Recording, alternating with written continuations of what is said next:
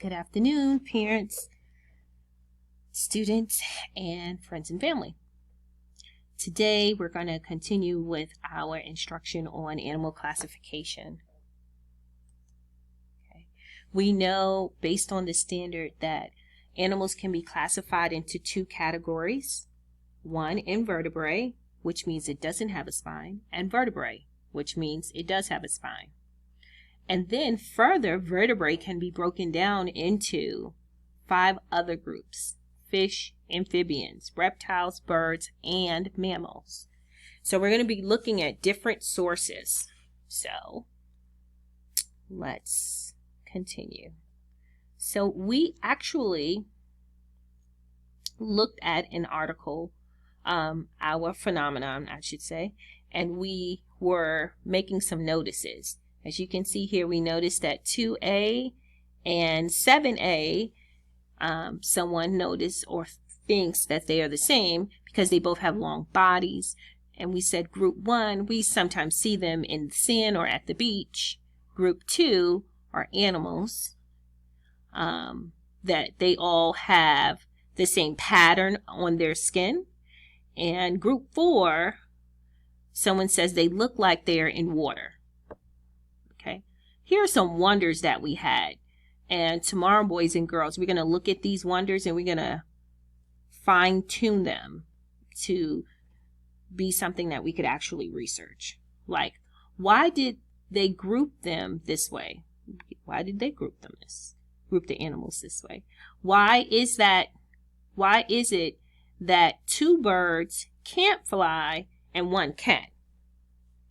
Why is a worm and the other animals in the same group? And then our last one, which probably can't really see fully, it says, like, which of these groups of animals are cold-blooded and which is warm-blooded? Great questions, but we need to fine-tune them. So if I sent you to do some research, you actually could. All right. So yesterday, we looked at various animals and discussed which ones we would classify in the same group. And we also discussed why we would classify them or put them in that particular group.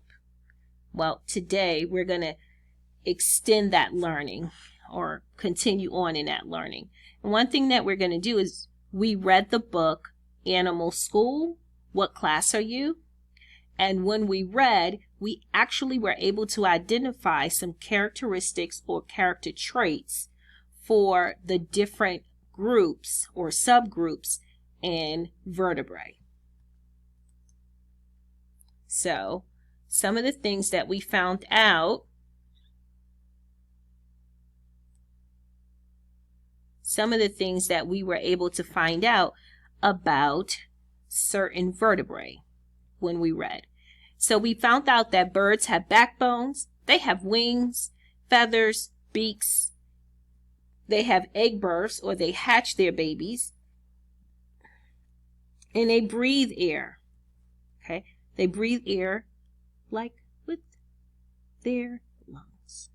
Okay, mammals have skin, fur, or hair. They breathe with their lungs. They have live births. They walk generally on 2 legs. They live on land, and sometimes it could be in areas that are really hot or cold. Various areas. Most mammals, moms feed their babies from their bodies. Most mammals have ears that stick out. Our next group or classification is fish. So fish have scales, they have gills to help them breathe, they hatch eggs, they have fins to help them swim, their body temperature is the same as the water temperature, and they have hearts, and they live in water. Reptiles are cold-blooded, they have scales, they hatch their babies too from an egg. They live on water and land. Well, most of them live on land. Some, after they have their babies, they leave them, but other reptiles, they actually raise their babies. So they feed them, they take care of them, they show them how to live as that particular reptile lives. Okay. Last but not least, we have our amphibians. Now, amphibians, they have wet skin, they have strong legs, they have gills so that they can breathe in water. But as they get older, most of them, when they get older, they then begin to live on land. And when they live on land, they have lungs. Okay. Most of these animals can jump or leap. They eat insects and fruit. Most are born in the water and then live the rest of their lives on land. Okay. And of course, we have our invertebrate, which is the group that doesn't have a backbone. Okay. So today I wanted us to, as we were looking at classification, animal classification, I wanted you to look at the dolphin and the bat. And I just want you to tell me what you know. So some of the things that, or not even what you know, what you see. Some of the things that we did see was that the dolphin is jumping out of the water. The bat is flying. The bat is about to eat the bouquet of flowers. The dolphin has water dripping from the tail. The dolphin looks like it's flying, but it's actually just jumping out of the water. And we can also see the bones in the bat's wings. Okay. So now I just did with you guys, we just wrote what we saw, right? And then we kind of, based on what we saw, we wrote some things down that we saw, and we put them in things that we just saw with the dolphin, or know about dolphins, things that we know about bats, and what things kind of could be the same. And then we were trying to figure out, if we had to predict, what group or what classification would a dolphin be? What classification would a bat be? So our ideas were that a dolphin would probably be a fish, because we see that it was living in water. It has a gray smooth skin. It was nose diving into the water, and it had water on your tail. So it's a fish. The bat, we weren't really sure if it was a reptile or maybe it was a bird. And it has like a pig-like face. It has bones in the wings, and it's flying to eat the flowers. Now, what we did notice that was the same about both of them was that they both looked like they were flying. Didn't necessarily have to be. Okay. So, boys and girls, here's what I would like for you to do. I would like for you to pause the video. Read the article. Once you are finished, then restart the video.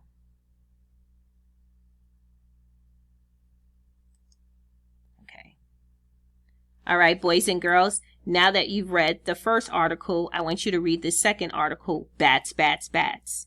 When you're reading this article, I want you to take note. What did you see? What did you hear about the characteristics of a bat? Pause the video.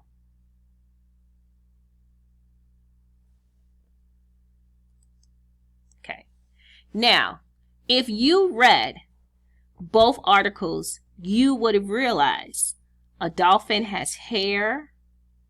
He has lungs because he needs to breathe. He jumps up out of the water, what? To breathe, right? He doesn't have gills.